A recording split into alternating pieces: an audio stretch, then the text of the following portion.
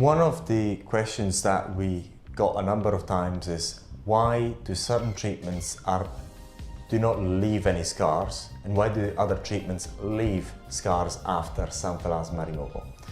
Now, this is not an exact, properly formulated question.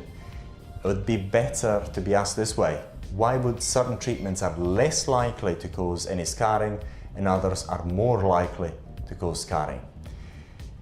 Those treatments that are the most invasive, namely surgical removal of your xanthelasma, are the most likely to leave scarring. However, even those can be performed without leaving scars. However, the likelihood of leaving a permanent scar is quite high.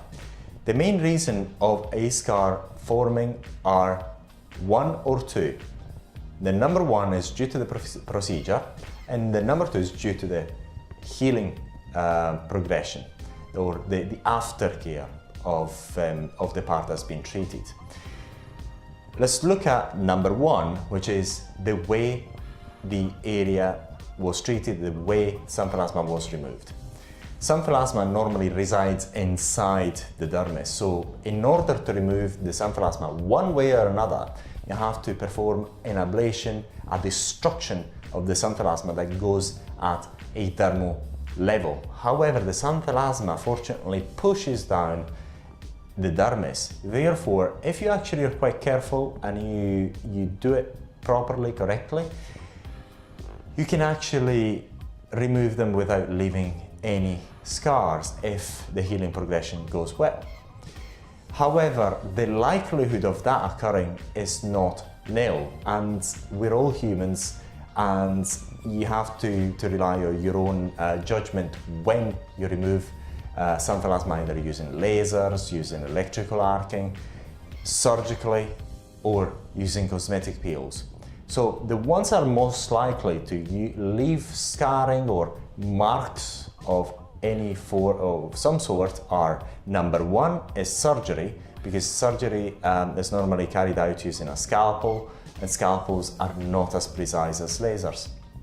So these, and normally sometimes some surgeons can actually stitch up the area, so that can leave a scar as well after healing.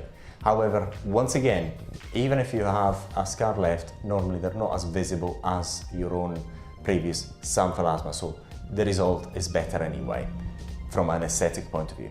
Lasers are much better than surgery, or electrical arcing are much better than surgery as well. Then if you compare lasers and plasma or electrical arcing or electrolysis, as other people call it, for xanthelasma removal, the two of them are quite comparable in terms of likelihood of leaving some scars or marks, or permanent marks. However, this is also due to the way that xanthelasma have been removed, not only the equipment, the way that the xanthelasma have been removed, if the ablation was done a bit too deep or not. So the more damage, the scars are caused by essential damage to the dermis. So the more likely the treatment is to cause damage to the dermis, the more likely the scars is that.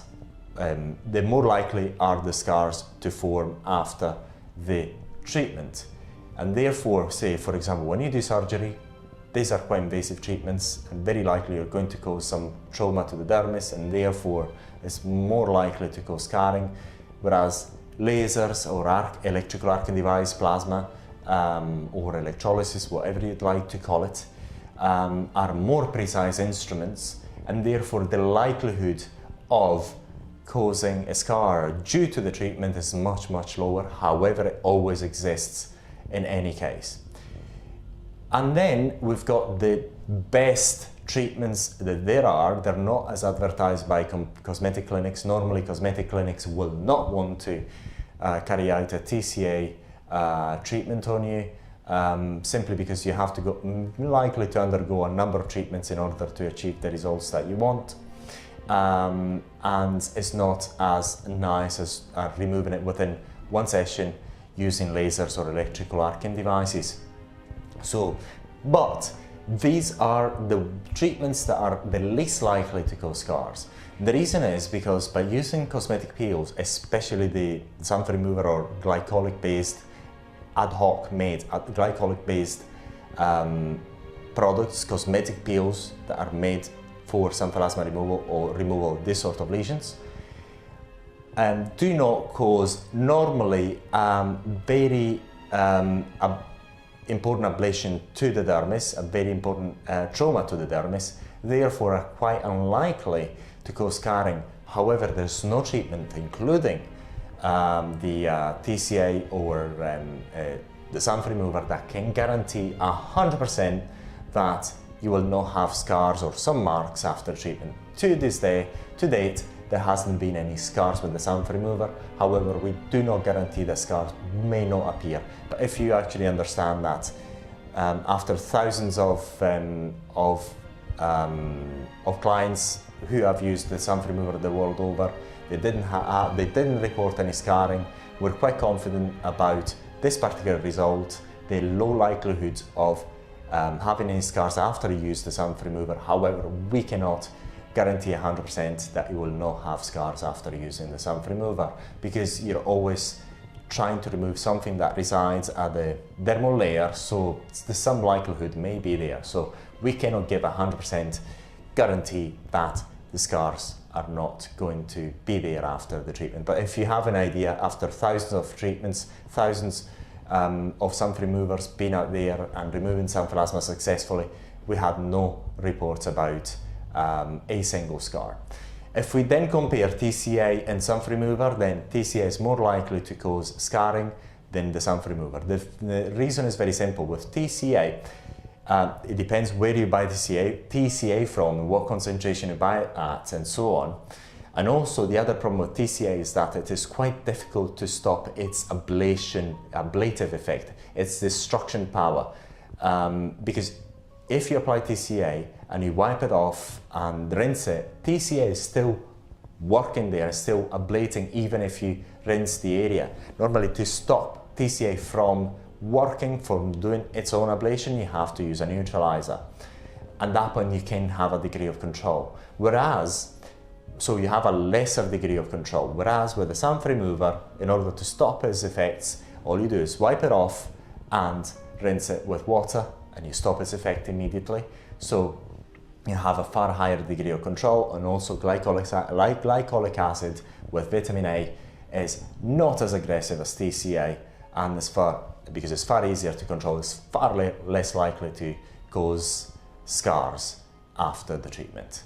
Hopefully you found this video useful, and once again, if you have xanthelasma while keeping them, now you can buy the sun remover from this website, XANTHELASMARemoval.com, and get your xanthelasma removed safely and comfortably from the comfort of your own home, and we dispatch it the world over. Thank you for watching.